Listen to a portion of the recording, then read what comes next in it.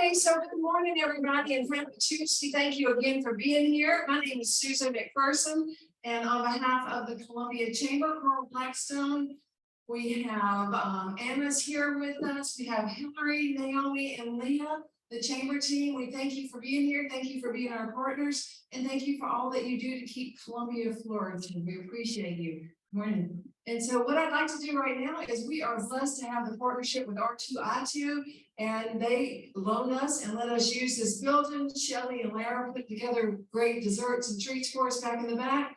Will takes care of all the AV. This is a great facility. It's always available for you. So all you have to do is call Maria. And without further ado, I'm going to let Maria welcome you on behalf of R2I2 and give us insights on what's going on in the district. Thank you, Maria. Well, good morning, Northeast Columbia business owners and managers and wonderful people. Thank you so much for choosing to spend some time here this morning. As Susan said, this conference center is available for community members. We'd love to make that available to you all. There are fees involved most of the time, but when you're a district partner, sometimes you get a little break on that. So partnerships is what I'm all about. I'm the director of strategic partnerships.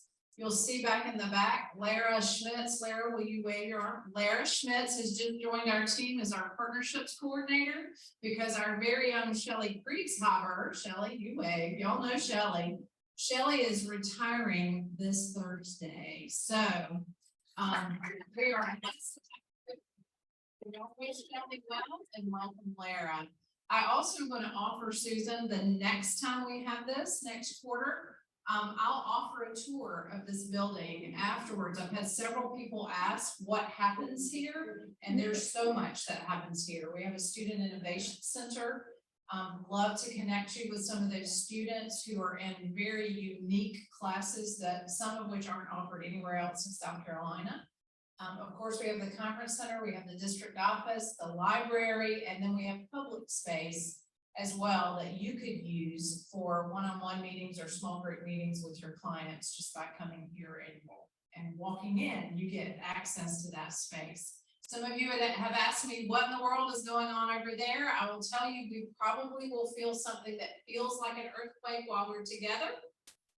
It actually is just them moving the earth back there. This is the new Performing Arts Center. The district is building that and will open next year. It will seat up to 1,500. It's state of the art, nothing like it in Northeast Columbia. Beautiful reception space out front. It's just going to be amazing. We'll have visiting artists, artists in residence. Of course, the school will use it, but we'll have opportunities for community use as well. But in terms of partnerships, here's an opportunity for you. On July 24th, about 300 of our brand new Richland 2 employees will be here for something we call New to 2.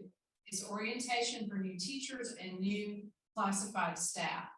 If you are interested in having a table, some folks like Henrietta have been our partner in that for years now, and we appreciate that greatly. But if you want a table where you can connect with teachers, give them some little nice little search sheet, but they can also sign up with you for things. If you will see Lara before you go today, we'll get you on that list. There used to be a fee for that, and we've said no, we want to partner with the community. So there's no fee to have a table here that day, July 24th. Welcome. We're glad you're here.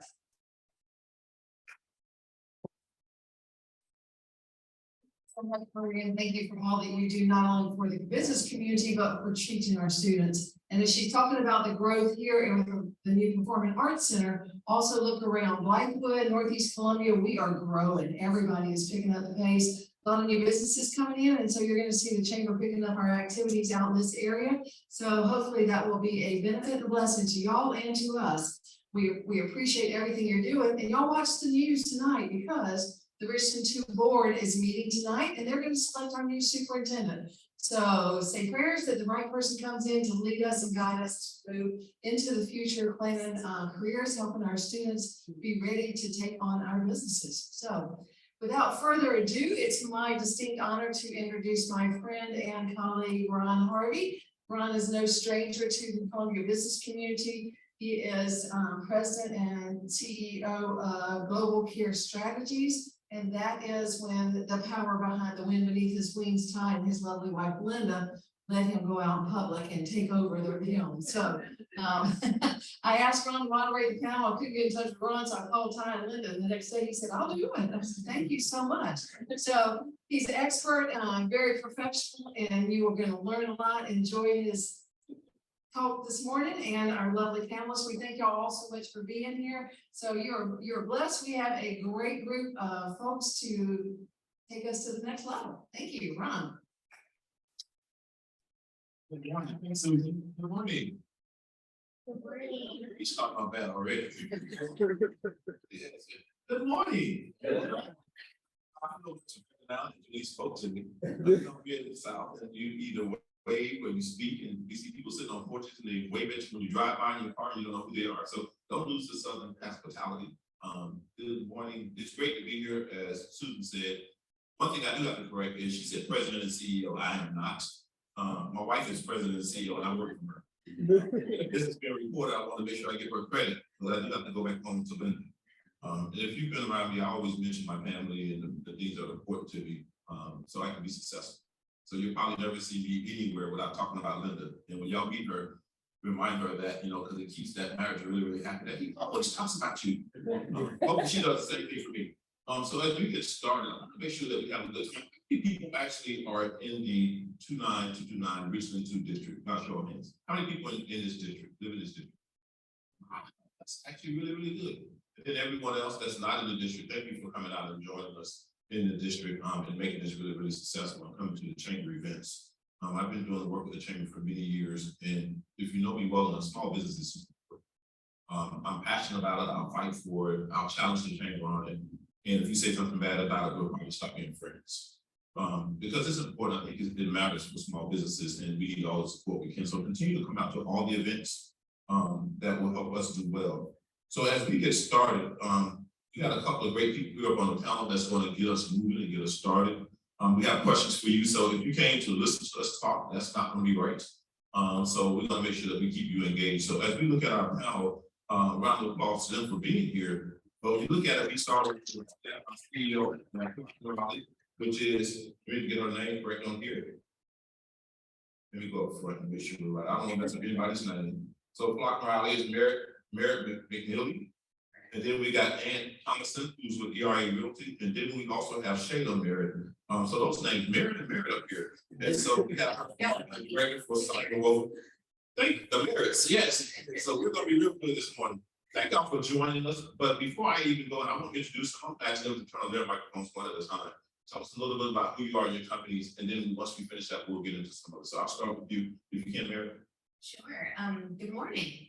Thank you for having me. I have never been to this building before, and it is absolutely it's great. I see some familiar faces in the room, and I see a lot of people I don't know. So I'd love to meet you before we leave. I am the CEO of Flock and Rally. You may have heard of Flock and Rally. If not, we are a local Columbia-based, women-owned marketing and creative agency. We have been in business for 13 years, started managing events in the local market, started to get into PR and media relations, and now over 13 years, we've grown into a pretty large agency. We have 20 plus staff now, where we do everything from branding, build websites, paid media, social media, you name it. If it's in the marketing and communications realm, we do it for our clients. Most of our clients, I'd say half are in the local markets in the Midlands. The other half are statewide clients and beyond. We are a company that cares deeply about our community. You see that in our branding and our messaging. It's something that we do and we love our clients and move our community forward in positive ways. Awesome. Round of applause. Thank you for joining us. I'm Ann Thomason. I've lived in this area since 1999. My kids went through the Richland 2 school district. I am a real estate agent, and this year I've also launched a speaking and training business. So real estate keeps me local. Speaking and training, I get to do that anywhere. So I have the joy of going new places and doing new things that real estate doesn't allow me to do. I appreciate y'all taking time out of your Tuesday mornings to be here today. And that's it. Thanks. Round of applause. Thank you. Then we'll go over to Shayla Merritt. Hi, good morning, everyone. As Ron said, my name is Shayla Merritt, and I'm marketing director for Cyberwoven. We are a brand, web, and digital marketing agency. We have been around for a little over 22 years, and kind of very similar to Rapidly. I don't want to repeat the list of things that we provide our clients, but really our base, we got started as a web development and design firm, and then from there we started doing branding, and then we moved to the digital marketing space. So that's anything from paid to digital placements to coming up with a brand refresh, anything that involves like a website design, website refresh, anything in the digital space. We always tell people that's kind of what we do. That's our bread and butter. Awesome. Thank you. Round of applause. Thank you, Shayla, for being here. Sometimes we sit on the panel, they give you questions. If you ever sit on the panel, I really don't give you questions. Initially, I want you to be in real time and without the script, and I let you behind the curtain. So we do a podcast, and everybody comes, "Do you have the questions?" I say, absolutely not. The only question you get is you get to tell us about your business. So I want to have fun, but I also want to make sure that as we ask you questions, I don't want to be adversarial or anybody have to be defensive. Ask real healthy questions to make you better as a business. And sometimes you sit on the panel, you're frustrated about something on the other side that you just want to get off your chest this morning. Let's talk about that on the escalator now. Everything else, we want to create a good, healthy community where we all can work together, talk together, and get better together. So I don't want them to feel like, their back is against the wall, but we'll ask some questions that's challenging, but not where you have to be defensive. So as we go into it, and this is the part that's for you initially at first, before we really get to our experts here on the panel, I want to ask a question for you, because what we tend to find out is branding and marketing are used interchangeably. Is that fair to say? We tend to use those all like it's one of the same. So my question to you, since that's the case, what's the distinction between the two? Have that conversation at your table, because I want you to get to know your table mates. So I'm gonna give you about a minute. Have that discussion at your table. What's the distinction or difference between the two?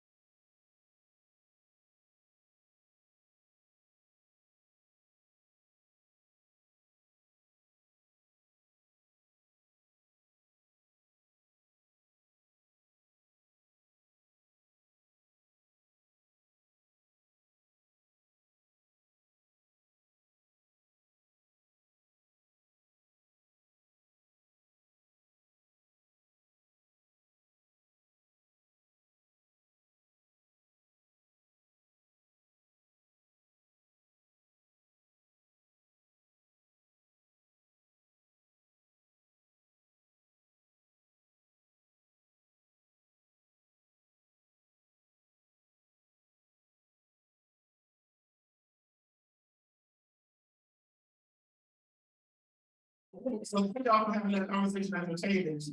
Hopefully you learn some stuff from each other. But since we're not the experts at this time, I'm glad that you had that conversation. I want to be able to move it to the experts and begin to hear what they say based on your dialogues. I want you to check the answers that you heard at your tape from what they say today. Is that fair? How many people met some new people at your table? Wow. So I'll tell you at the chamber, that's what it's really all about. Is building the relationships. So that way, when someone decides they need something, they know who they should call for it. So throughout the whole hour that we're gonna spend on time, continue to get to know the people at your table. Like do that and also get to know the people on the panel. So let's go ahead and dive into the questions and we'll start all the way over. And they already have to settle, so we'll start with Merritt. So the question is, Merritt, what is branding? Branding is so much more than I think a lot of people think it is. A lot of people think it's just your visual brand logo. Branding is your image, your visual identity, as well as your perception. So your brand is the essence of who you are. It is not just what you look like. And when we talk about what you look like, it's your logo, your fonts, your colors, the things that you would see in a style guide, right? The things that people do typically think are your brand, but your brand goes far beyond. It is what people think of your organization or your company. It is the reputation that you have. It is the essence of your brand as far as personality. When we build brand and messaging guidelines for clients, we focus a lot on the brand side, and there are things we develop like the brand statement, the promise the brand makes clients, the relationship that you have with your customers. All of that is part of your brand. If you think about you as a human, your personality is essentially like the brand is to a business. It is all of that. It is not just what you look like and how you present your brand or your logo or your company. It is also how you interact with your customers and the feeling that they get when they work with you. Thank you, Merritt. So you're hearing the answers because most times we just think logo and we think name and we think colors, all that is a part of it. But she said something that's unique is what's the promise that people get once they identify with your brand? What's the brand promise? You have to know what that experience is like. So thank you for sharing. So we're going to continue to move. And I really ask the panelists, everybody won't answer every question because I want to get to as many questions as we go through. So if there's something they think they can add more value, they'll be more than welcome to raise their hand and add value to it. So I'm going to move to another question for us. And so the question is, when you think of marketing, what would you share with the audience? What is marketing? So I like to break things down into simple terms. So marketing is, to me, what I spend money on. It's the forward facing, what costs me money to do my business. And then to add to the branding is how I make money. It's why people come to me. And that's how I differentiate the two. What costs me, what pays me. Awesome. Awesome. Anybody else? What costs me, what pays me? Yes, there's a cost center, profit center. People get on that profit center real fast. Otherwise, we're in the bankrupt. Yes. One thing I will add, start out the conversation by saying like branding and marketing. And while they are used interchangeably, they are two very distinct things. So I love that you asked this question right out the gate because I think it really is important. And I know Merritt and I probably deal with this a lot with clients that come in the door. They think that they're the same. And we're always like, no, we're not. So marketing, can't really market yourself if you don't know who you are. And so one of the things I think that Merritt said that to me, I always latch on. People ask me, talk to me about what branding is. It's also inclusive of your messaging. It's how you want people to perceive you, right? So if your brand is athletic, you want that look and that feel and that messaging tone and the things that you say about that brand to reflect that, right? If you are coming at it from a more kind of corporate stance, want, again, your messaging, your tone, your look, your feel, there should be a level of elegance with that, something that's corporate. If you're more friendly, family focused, whatever it is, you think about brands that you know, right, like Target, when you think about Nike, when you think about Under Armour, when you think about McDonald's, right, you get a sense of like purpose, you get a sense of feeling when you think of those brands, and they each have very distinct voices, right? Target, very family friendly. Talk this morning, I promise you, just yet. But you think you get that feeling of, okay, this is a family affair, right? Like I can bring anybody into Target and have a good time. It doesn't matter. It's the doors are open to everyone. Same thing with McDonald's. You think about that. But when you walk into Coach, right? It's a different feel. It's a different level of experience that everything that Coach does when they talk and things that they put out into the world, it definitely focuses back on who they are, what their mission is, and their value is, because everything has to be on it. And that's smart. Out into the world, we need to know and we need to understand the plan before we can get out there and market. Because I always tell people, what are you gonna market if you don't know who you are? Thank you, Shayla, you went into the third question, which is what's the best practice? When you think of unique, because it is unique for us when you start thinking branding and marketing. I love that you said, like, you can't market what, you haven't identified what it is. So that's like the young people do a little snap, like bring up your eye, or whatever that thing is, like, hey, you gotta know who you are before you market anything, which is your brand. So I love the idea to know your brand before you try to market, because you may send the wrong signal. We'll get the questions at the end, so I want to make sure we get through as many as we can, but we do have time built in for everybody, so write your question down, so that way we don't skip over you, and so I do want engagement from everyone. So when you think about best practices, I'll come back down to you, Merritt. When you think about best practices, what are some of the best practices that you see? And I'll actually ask each of you to drop in a 30-second soundbite. What are some of the best practices? What would you tell us best practices to make sure that you're branding and marketing properly? Develop a deep understanding of your audiences. It is, in my opinion, one of the most important things that you can do.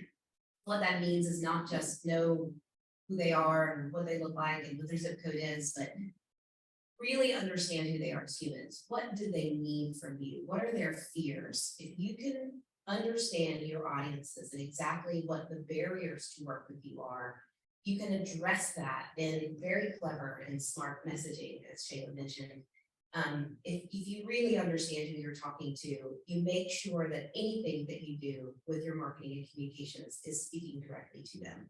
But as I mentioned, even a step back, understanding exactly who they are. So, there may be, one of the things you need to know first is why they wouldn't work with you. And I know that sounds like a really uncomfortable thing to do if you're trying to talk to target audiences and boost your sales, right? But you need to understand why wouldn't they? And what we advise our clients to do immediately is through whatever communication channels make sense on your website, advertising, social media, copy, go ahead and address those fears and those concerns immediately. We're all humans, right? So if you deal with your clients like they're humans, then you're going to be more successful. So first, absolutely understand who your audiences are. There are lots of ways to do this. You can do your own anecdotal research. You can hire marketing agencies. You can interview your own clients, but get to the heart of what it is that they need from you, and then develop who you are and how you speak to them from there. Thanks, Mary. Anything that you would add to that? Yeah, so I would say it's really important to be consistent. Your messaging, no matter, just because you don't feel like it one day, or you're having an off day, or you're up one day, so you're going to do even more than you do. Just try and keep your messaging super consistent, because if it's not consistent from you, other people aren't going to understand it. And then I think even more important is to always be authentic. You're not going to make friends with everybody. You're not going to get everybody to buy from you. And that shouldn't be your foremost concern. What your concern should be is, am I being authentic and putting out there who I really am to attract the people I want to work with? Yes, everybody's not the customer. If everybody's your customer, nobody's your customer. You're confusing yourself and others. Anything there, when you look at anything you add to some tactics or some strategies? Yeah, audience is really important. And I would say also on the flip side, and this might sound really silly to say, but like, know who you are, know your services, don't overpromise. I think that, I see that a lot sometimes when I walk into businesses, because they're so like excited or amped up about, potentially getting X, Y, and Z client, or going after whatever new business it is that they think they want, and it doesn't align back with their mission or their vision. So I always tell people, really make sure you know exactly who you are and what it is that you can do, right down to the very last period. Because I promise you, in those moments when you start to overpromise, when you start to oversell, that is where things will go like not in the best direction for you. One of the things I know that we do really well at Cyberwoven, and I tell people this and kind of really like I'm crazy, we know what we sell. We know that to us, it's a good level of service that you are getting. And so there are plenty of clients that we have referred to other agencies in and around town because it just doesn't fit our mission and our vision, and that's okay. I think that whenever I do tell people that, they kind of like, they look at me like I'm crazy, and they're like, "You just let business walk out of the door." And I'm like, no, I didn't. What we did was stay true to who we are. We looked at our values, we know our mission, we understand what it is that we offer. And we would rather have a client go somewhere else and be extremely happy than have them come in the door and work with us and be miserable and not get the service that we know that they need, that we can't provide. Yes, thank you. How do you make that mistake where money's tight and you're not bringing enough money, you start trying to be everything to everybody? Can you do this? And you go, yeah, we can figure it out. Yeah, so be real mindful of not to do that. And I know it's easy to do from a small business owner, been in business 10 years. When we first started, we wanted to do everything under leadership. And we finally had to figure it out. What do we want to be known for? So that's a solid message for you. Let's move a little bit to money, if you will, because just small business, and sometimes you don't have the budget, or you don't know whether to put the money into, hiring someone or marketing or branding your organization. As you're working with companies, how do small businesses decide, like, what should be a budget if you really don't have a lot of money to put or to invest in it? What would you tell them to start off? Well, this sounds like the most basic answer, but it's true.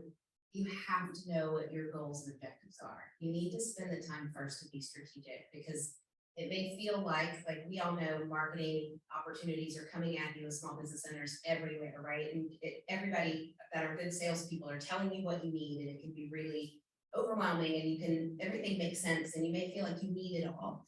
I always say you have to start to be strategic first. You have to take the time, which is painful as business owners, and we're all really, really busy, but you have to stop and be strategic. And the very first thing you have to do is actually name your goals. What are you actually trying to do with using any sort of marketing and communication services? First, what are you trying to do? And those are your lofty, your aspirational goals. Like, we need 25 new customers by the end of the month, or we need to just increase our brand awareness in the local market, or whatever it may be.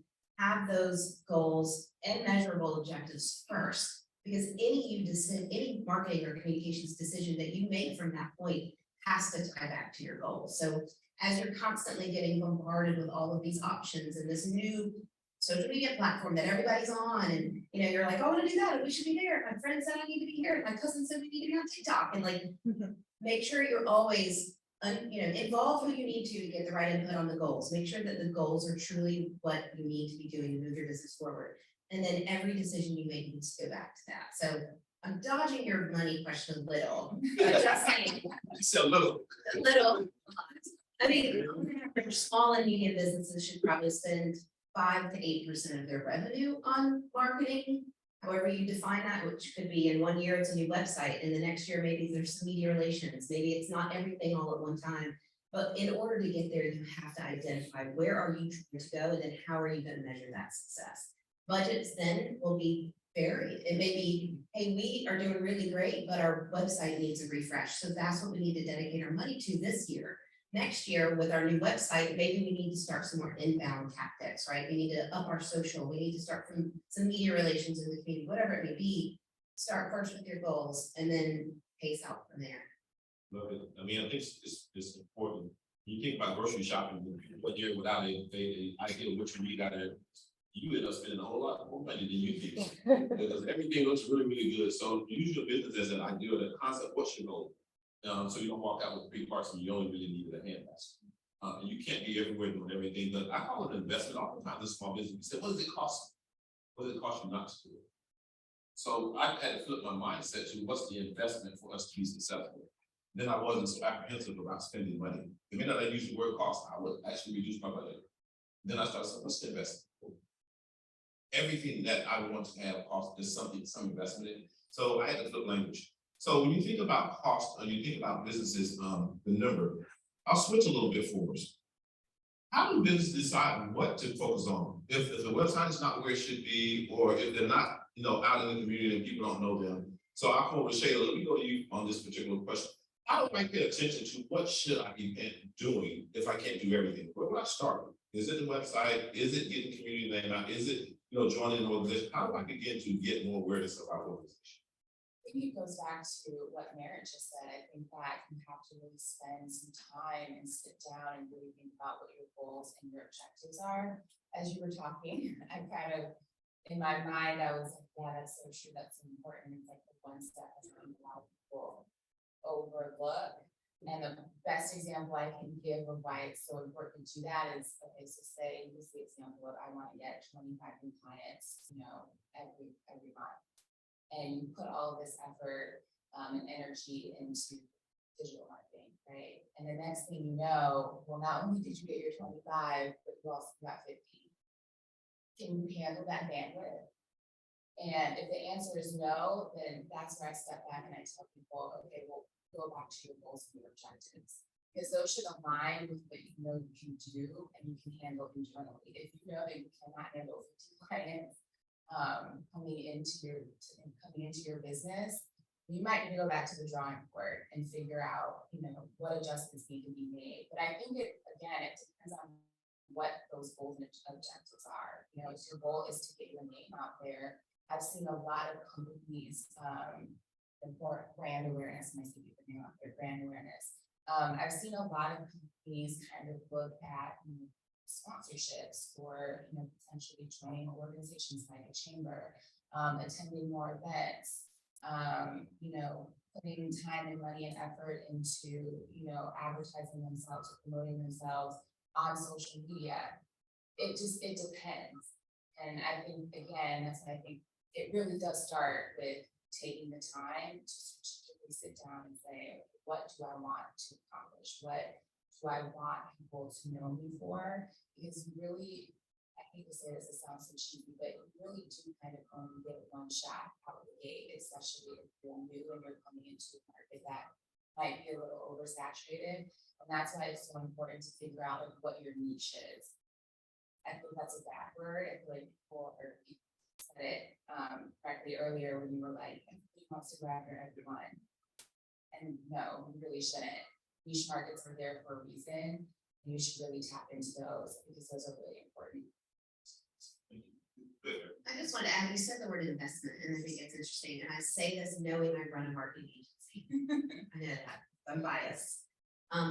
But it can be scary to invest on the strategic things that are foundational, that may only be seen by you and your key stakeholders or your internal employees. And I know that that's scary, right? Like a website investment sounds like it makes a lot of sense. It's a housing place it's a landing page for everyone, right? To understand who you are quickly. Internal documents like marketing plans and brand messaging guidelines, to Shayla's point, are scary to invest in, but they are so important because they help you understand your company and who you are for the life of your company, potentially. So on the investment side, know that it is scary to make those investments, but just like you need a strong foundation on a building or a house, those are the types of things that you need to invest in, and branding is one of those, like really understanding who you are, all the ways that we've said, right, all the way from messaging to your visual look. Like it is really important to invest in that, and I think it helps you then make all of those harder decisions down the road. Like, is it time for a website? Do I need to do paid media? Do I need those 25 customers, right? All of that becomes much clearer when you do the work to understand who you are as a company and understand who you're talking to. One thing I will add to that really quickly is, you know, and we do this all the time at Cyberwoven, like that's what we're here for. We're not out to like compete and get you as a client. We really do want to make sure that like you understand what it's going to take to do what it is that you're trying to do. And I can't tell you the number of times that we've met with people and we've had like 45-minute conversations or, you know, hour and a half long conversations with them, and like have kind of told them like, look, this is kind of what you might need to be looking at. And we'll kind of even take it a step forward and break down, hey, this is the cost of this if you're ready to do this. Knowing that there's a very real chance that you're not even gonna walk back through our doors when that time comes. But I always tell people, don't like sit there and not think that you can't reach out to companies like Cyberwoven or Realty, because that's what we're here for. We're here to help you. We want to see the communities succeed. So use our expertise because we are more than willing to spend that time with you. Yes, get a little phone call. They'll talk to you for 45 minutes without an invoice. Phone call, never stops. Yeah. I'm gonna get off. Yeah. And they do. I think that's important for us in the community. Sometimes you're afraid to approach because you don't think you're going to have a conversation. Or you think you're always going to get an invoice, so it's going to cost you a lot. So they'll have the conversation, which is what I actually heard. You know, walk in, say where we are, and get some information or some feedback. And I'll come back to you, use the word consistency. What are some best practices to stay consistent? Because oftentimes you'll see what someone else is doing, or you'll see something else, someone else's website, or you'll follow Facebook, or you'll follow Twitter or Instagram or LinkedIn, and all of a sudden you get all caught up in all the hype. Also, it's not probably accurate, but you get caught up in it and you say, I gotta do that too. How do you stay consistent versus chasing with your competition? So when I started in my real estate business, I knew that I wanted my business from day one to look like what it was gonna look at after 10 years, 15 years, 20 years. And I go back to that what is the business I'm trying to build? So, and I am super shiny object focused, like it's a problem. But I look at, there are all these things. How many of those are going to make me money if I'm on Facebook and TikTok and all these platforms I don't even necessarily understand? Is that a good use of my time? So I really try and break down in asking myself, what is the return on my investment here? And that helps keep me consistent. I also try and have a plan. I literally have a planner that I plan out for the week, and I've got a daily schedule. Now, stuff blows up in the daily schedule. It's not 100% science for sure. But when you at least wake up knowing what you're supposed to do for that day and knowing where your return on investment is, some of the shiny objects get less shiny really, really quickly. And you can focus on, this isn't what my business needs to be. This isn't what my business needs to look like. I don't need to jump on this platform just because it's the thing right now, because it may not be the thing in a few months from now. And you realize, I talked to a girl one day, she got on some platform. When the platform went away, she lost everything she had done on that platform, all the content, like hours and hours, and I don't even know what the dollar figure attached to that is. So be really careful that just because it's the new up and coming shiny thing, it may not be the shiny thing for you. Yes, know what's for you in your business. There will be a lot of moving components, and it may be for really, really well for another organization, but you kind of got to know what your goals and objectives are for your company. Anything before we move on to we'll fill a couple of questions. I definitely want to get a couple of them before we go into the game. So I want to fill a couple, but anything you want to add to that before we listen to one or two questions out there? On the consistency side of things, when we've been talking up here about like branding and messaging, one of the important components that companies should do is identify their tone and voice. And that, whether they're communication pillars, like everything that we do is built on communication pillars of trust and honesty and integrity, then wherever you write copy, whether it's copy for your website or on a collateral material, on signage or whatever it may be, make sure that it is the same voice and tone. So when we talk about staying consistent across all of your communication channels, you know, again, I keep saying we go back to those brand and messaging guidelines. There's a reason, right? It's you want to make sure that if you're on Facebook or TikTok or it's your website, that you make sure that the voice and tone of that copy matches what your brand personality is. So consistency is not just make sure that your visual brand looks the same across all of the platforms, but make sure you sound the same. Like whatever that personality is that you develop, make sure you have the right messaging that supports that and portrays your personality the same across all of the communication channels. Thank you. And that's important for you. And I think you said it earlier, is like you are a brand. Like, what are you known for? And I think you need to pay attention to that when you start thinking of your business as well. You know, we were laughing, we were joking. I was talking to Maria outside, but she introduced me by Ron Harvey. I say my first and last name all the time, no matter where I go at, because I want people to identify who I am and what we do. And when I first started my business, they knew me and they didn't know our company. That was a problem. It was a huge problem. We actually were doing more business out of the city or the state of South Carolina, and that was a problem for me because no one knew us in Columbia. And I pulled the plug on all of our travel and said, what do we want to be known for here? And I had to work on it. It took us a year to get it right. So you have to invest in whatever that thing is. And when you see those problems, don't be afraid of it. Just hit it head on. Get with an expert. And I give you a hard time, but seriously, get with an expert that does it.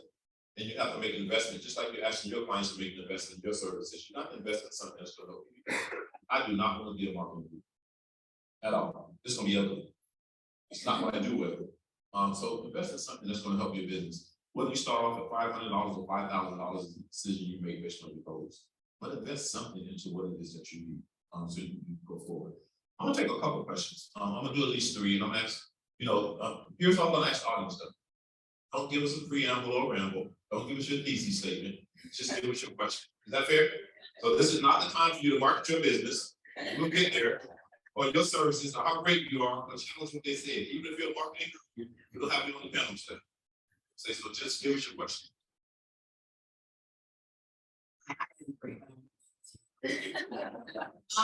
My name's Beth Robin. Question. I have 2 very distinct audiences in my business, and I've been having trouble. I don't want to have 2 websites. I don't want to have 2 social media presence. So I've really, any advice around how can I have a concise message, make it easier for myself with 2 very distinct audiences? Thanks, Beth. Who's gonna take that? I'll take that first. Okay. We see this all the time. One, I agree, don't have 2 websites. I think that in the most simple way, you need to know exactly what they need from you first, right? So there are very beautiful ways that you can design a website that speaks to both of them immediately and takes them where they need to go.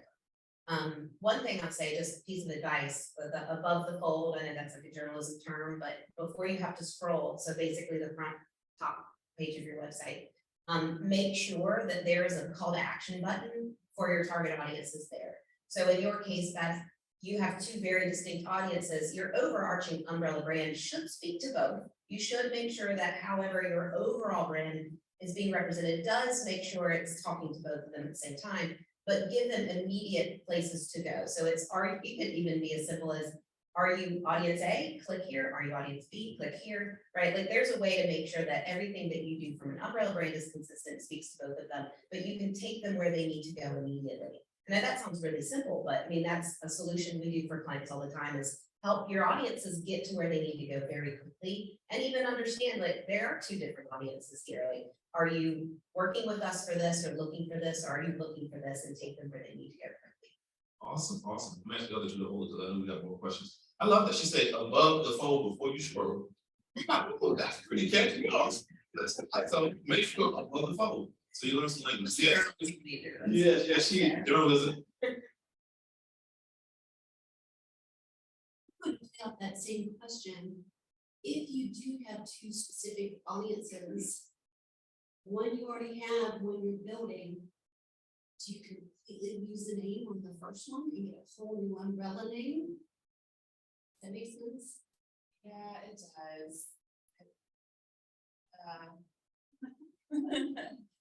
That is, so here's the thing, it's not uncommon, what you're describing is not uncommon.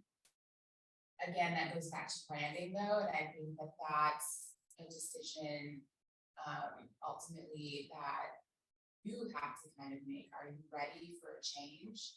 If you are, then that's where a branding expert would come in and kind of work with you to figure out how not to lose the audience that you have, but also help you expand the audiences that you want to grab going forward. So it's not complicated.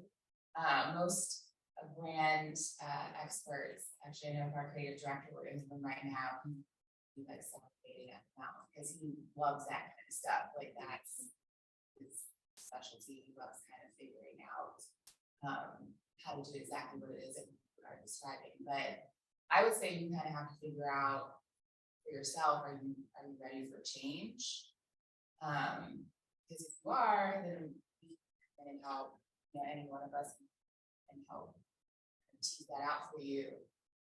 But also, I would say talk to the expert as well, because there might be a situation where you don't have to do that. And you can kind of dig into the data and kind of see, well, actually, maybe you don't need a name change. Maybe it's just need to hit a specific target audience. in a different way with different messaging to help you get what it is that you're trying to accomplish. It's natural that businesses will grow and change over time, and I think making sure that your branding does work with your changes. So, kind of like what Shayla was saying, every now and then look and see if you need a brand refresh. You know, your existing audiences with your existing brand may be working, but to your point, you have a brand new target audience that you're trying to go after, and maybe they have different needs. That's an opportunity, as she mentioned, to kind of sit down and say, okay, do we need to just refresh our brand? Do we need to update it? Do we need to make it a little bit different? Do we need to add a color that is resonant, with this target audience? All right, like go back to the drawing board and look at what you have and decide, does it need just a quick expansion? Sub logos, right? Maybe there's a sub brand that can be a part of your overall umbrella brand that speaks directly to that target audience that still works with your overall brand, but it's now a developed sub brand for them that lives under the company brand. Thanks, Merritt. Awesome. So I'm gonna pause us here, because we got some things that we want you to do, and then we'll come back to question Q&A afterwards. So we're going to bring up a game, and we're gonna ask you to do this at the table. And so we want to see if you can identify what the logo, what company it is. So go ahead and it should be in the center of the table. We want you to fill in the answers as the logo comes up. Tell us who is the company. Anybody listen to the paper? Everybody good? All right, so we're gonna go through this. How long do you want to keep this up? 10 seconds? Yes, 10 seconds. Can you identify it in 10 seconds? And the reason I say that, people identify really quick or they lose out really quick. So they see your logo or your brand. It's really, or your logo, let's just say that not even your brand, use the right language. But they see your logo, can they identify who it is and what you are? Y'all ready? There's a panelist going to take a break, y'all can. Oh, yeah. Go on to the next one. Don't say it out loud, just sit at your table, write down the name if you know what it is. We have prizes too.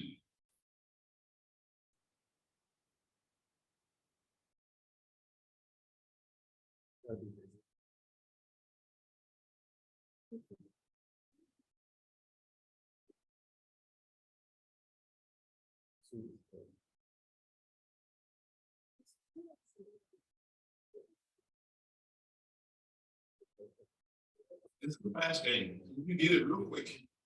Driving down the highway at 80 miles an hour. That's how it works.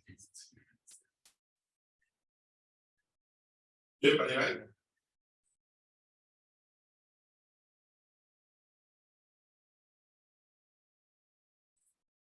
A lot of conversation going on. This is good. Trying to see if y'all know this shit. You know, okay here.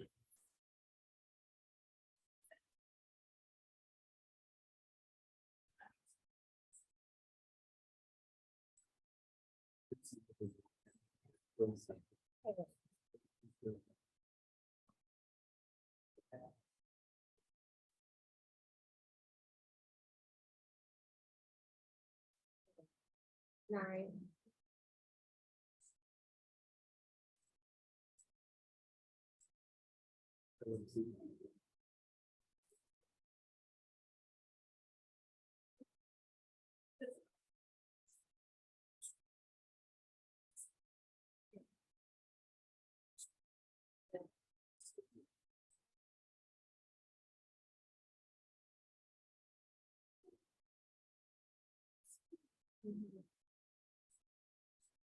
How y'all doing? Y'all okay over there? I got quiet. Y'all need some noise initially. Y'all got quiet. Yeah.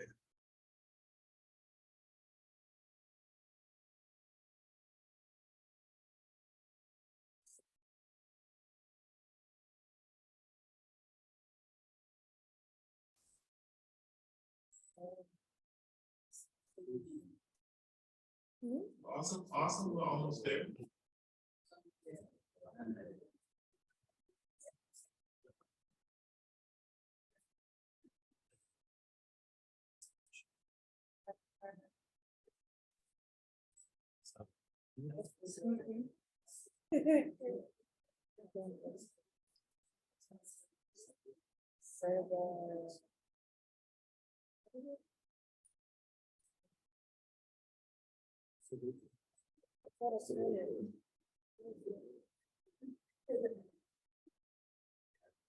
All right.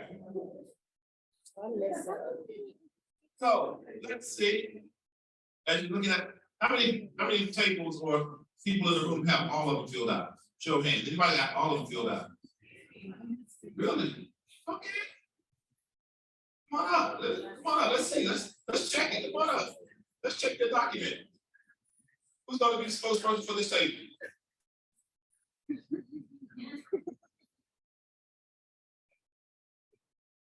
Say that again.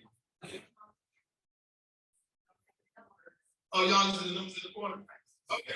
So you can go down the list and just tell us if yes, okay, awesome. So come on up, we'll give you the microphone though. So one of the things I'll tell you when you come to events like this, when you come to an event, always make sure that people know that you're in the room. That doesn't mean you have to be the loudest, but don't be invisible in the room. So if you get a chance to ask a question, ask a question. If you get a chance to make a statement, make a statement. Make sure that people always say who you are. My name is Ron Harvey, Global Core Strategy Consultant. My question is, you want to start planting seeds so people get to know you. Some of us show up at these events, sit at your table, talk to one or two people, and you walk out and you don't do the work to really become known. These events are about networking. So work the entire room. If you notice, I don't eat in the room. When I come out, I don't eat at all. I ain't getting any drink. I said, nah, he came to really build revenue and he go buy his food. That's my mindset. I came into work. So you come, I'm not telling you not to eat or drink, but don't let that get in the way of what you really can do. So let's check, let's see if she's right. Who has the answer key? We got it right. Hey, Naomi has it. You good? Yeah, I got it. You got it? Okay. Okay, so I just went by the order that they came up, so I didn't get the number. So the first one that came up was Columbia Fireflies. Next one was Midlands Biz Profiles. Next one was Coca-Cola. Next one was Cool Care Heating. Next Let one. me go back to the list so we can see what you're talking about. Yeah, let me go back. The first one. Yeah, let's go to that so we can see that you're right. All right, here we go. What's this? Columbia. Awesome. Midlands Biz Profiles. Let me check it. I got it. Here. Maybe 11, that's not what I have. It is. Coca-Cola. Okay. Cool Care Heating and Plumbing. Okay. TD Bank. Okay. Global Core. Okay. Community Energy. Okay. Columbia Chamber. Okay. Grace Outdoor Advertising. Yes. Cyberwoven. Lexington Medical. Store. Sign Quit. Sound Images. Sun Solutions. Blue Cross Blue Shield. Flock and Rally. Service Solutions. And Columbia Airport. Columbia.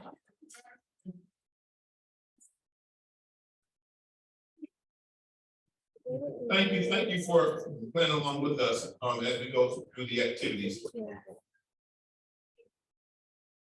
All right, so as we begin to make sure we stay on time, because I do have a hard stop as well, because I do have to roll out.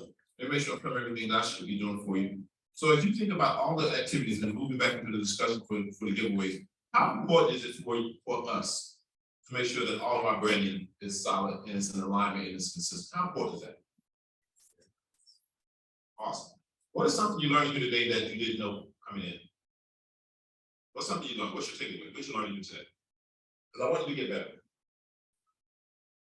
I don't need somebody to put their hand and say about something. I feel bad. Bookkeeping.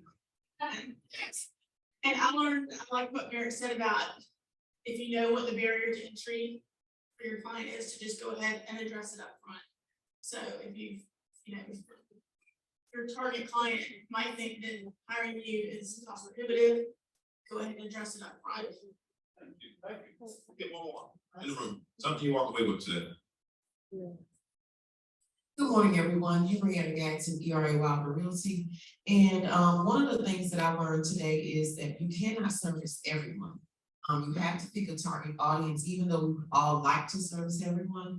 You have to pick our target audience to serve. Awesome. Thank you, really quick. Give a round of applause for our panelists.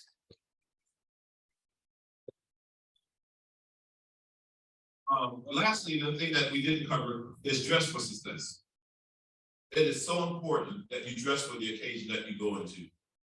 And I know there's 5 generations, and I know people dress differently and have different things, and it doesn't require suit and tie for everything. I'm not saying that you have to. I love the dress. If you catch me in shorts and tennis shoes, it's probably because we're at the lake or something. Very rarely, like I was traveling, I was in the airport in sweats, and they stopped. They didn't even recognize me. Like, sweats in the baseball cap. They didn't recognize me because it's not who I am. So make sure people can identify with who you are all the time. Like all the time, whoever you are, whatever your brand, make sure people get it.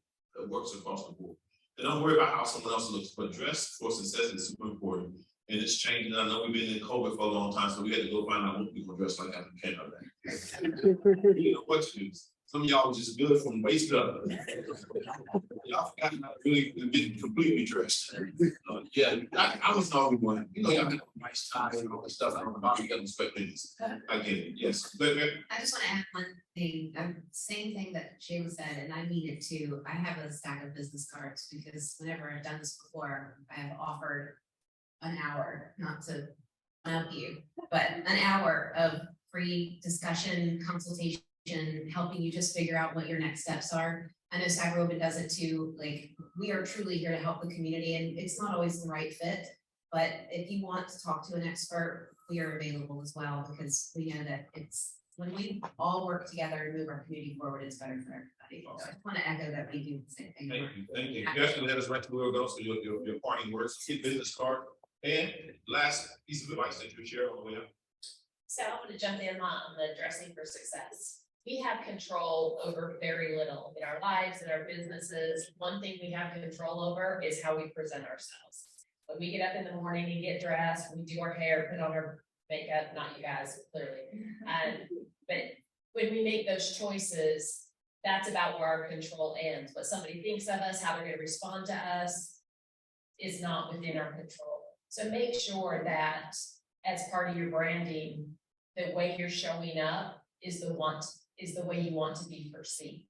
Because you, outside of the end of your nose, you got no control over what's going on out there. Thanks, and then we're gonna go one more, but anybody go to the chamber.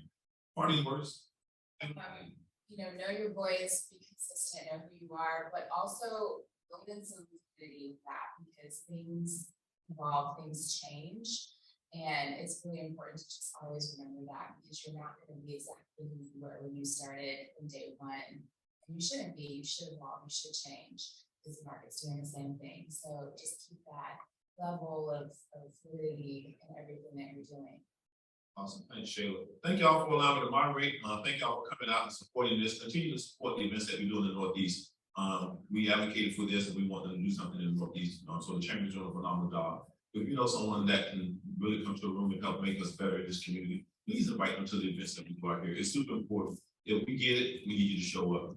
Otherwise, this is failure for all of us. So please ask people to come join us for the hour and a half. Susan, thank you. Thank you to our expert panelists. Thank you so much.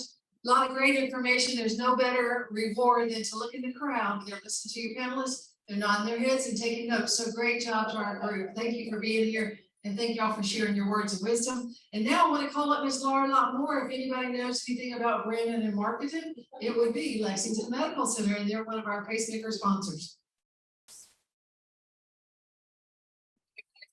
Nice to be here again today. I'm really proud that everybody knew what the green flames were, so that makes me feel good.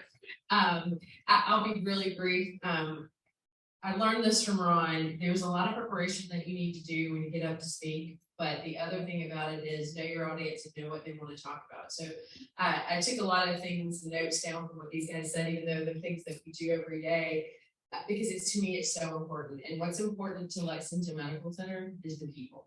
It's not just the patients, it's the people that work for us and everything else that goes along with it. It's our community, it's everyone. We all provide great quality care, all of the healthcare organizations here, but what sets us apart, hopefully, is how we are treating the people and what we do every day. We mean it with a genuine heart. I don't just come to these things because it's the right thing to do, or Susan put it on my calendar, or anything like that. I come because I care, and I care about the community. That's what Lexington Medical Center stands for, and we are happy to continue to be a part of this. Thank you.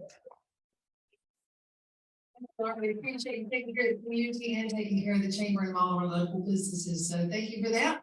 And then it's also my pleasure to say thank you to Michael Yarber and TD Bank. And he's even better than that. He has a branded gift to give away. Good morning, everybody. So, big thanks to the panelists. That was a great discussion. Thanks to the chamber for putting this event on and Richmond to hosting us.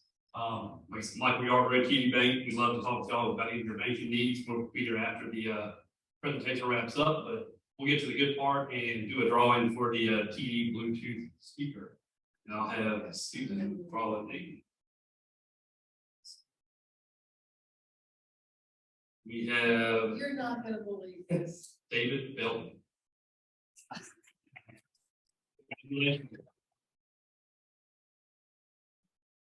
Thank you. And the inside joke on that last, they won last time. And the breakfast briefings meeting, David's name was selected. He received a book. He said, I've never won anything in my life. I'm like, oh my gosh, what's all the name? I'm like, it's camping. So anyway, David, you are really branded. So, but on behalf of the chamber and my fellow teammates, thank you again for being here today. Thank you for all that you do to keep the Columbia community vibrant and growing, and that is our brand here because people are excited to be a part of what we have going on here. So just want to give you a few little comments about what's coming up, and then we are going to break up and go start the rest of our day. If you're out about Columbia today around 1:15, look up to the skies. The United States Air Force is going to do a huge flyover. They're celebrating 100 years of being able to refuel in the sky. Quite incredible. July 1st on Saturday at Fort Jackson, they have free fireworks and a free concert, all kinds of food trucks. So if you're inclined, please go out there and take part. You'll be with probably 4,000 soldiers, but that's okay. They can dance better than anybody you've ever seen. Then on July 4th, there's a flyover across the shores from all the vintage military planes. And then July is a month that the Columbia Chamber and all of our teammates will take that month to not have meetings, but to get refocused, regroup, and get ready for the fall. We start our new year in September, so we'll be getting ready for that.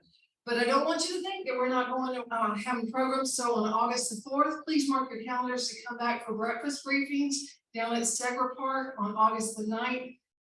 We'll have, no, excuse me, I got confused. Breakfast briefings on the 9th. And then on the 22nd of August, we have small business breakout. And then we also have the military outreach group that afternoon. So we still have a lot of activities that we're planning for, working on. And then October 5th, we have our huge gala. And you'll be interested to see all the fun ideas that Hillary has planned for us there. So again, thank you. Have a great July 4th. Take care of yourselves, take care of your business. And if we can help you, let us know. Thank you again to our panelists. And there are also notepads and some pens, hand sanitizers on the table. Those are gifts to take with you. So please take those and remember today. Have a great day. Thank you all. Be safe.